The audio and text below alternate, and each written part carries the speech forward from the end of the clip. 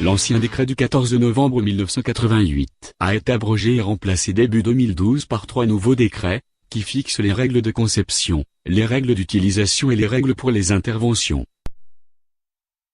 Quelles conséquences ce changement a-t-il pour le personnel travaillant sur des ouvrages électriques ou à leur voisinage? L'obligation de posséder un titre d'habilitation électrique adapté au travail professionnel.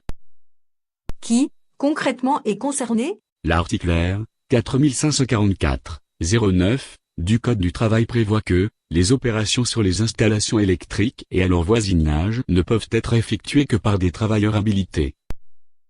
Qui habilite? Et qui décide? La seule personne qui connaît le travail des salariés, c'est le chef d'entreprise, c'est donc lui qui décide du niveau des titres d'habilitation. Pour valider une habilitation, il faut obligatoirement une formation adaptée. Où se passe la formation? Soit dans un centre de formation, soit dans des locaux de l'entreprise, avec un formateur ayant une formation électrique, une bonne connaissance des textes de cette norme, avec une pédagogie adaptée. La formation se passe comment? C'est le formateur qui habilite? Non, c'est l'employeur qui habilite son personnel, mais avec l'avis favorable ou non du formateur, pour un ou plusieurs titres donnés. Y a-t-il des travaux pratiques? Un test? Oui, des travaux pratiques, un test en fin de module.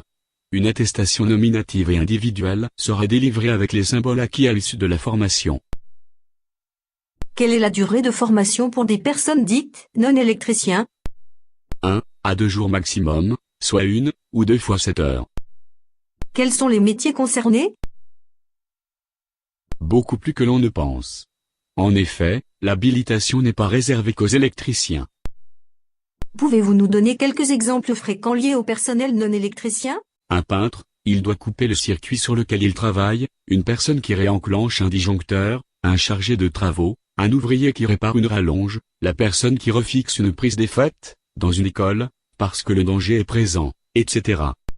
Est-ce une obligation, ou une recommandation d'être habilité? C'est une norme depuis 2012, appelée SE 18-510.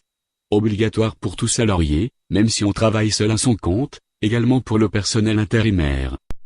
Et si un accident électrique arrive? Dans le cadre d'une assignation, suite au non-respect de cette norme, le dirigeant pour une entreprise, le maire pour une commune, le président pour une association, encourt un risque tant au civil qu'au pénal. N'oublions pas que l'habilitation a avant tout pour but de former le personnel face au risque électrique, afin d'éviter un accident, car on sait se protéger efficacement vis-à-vis de ce fluide invisible pouvant être mortel. L'électricité. Exactement, on apprend, lors de la formation, à travailler en sécurité et à utiliser du matériel conforme.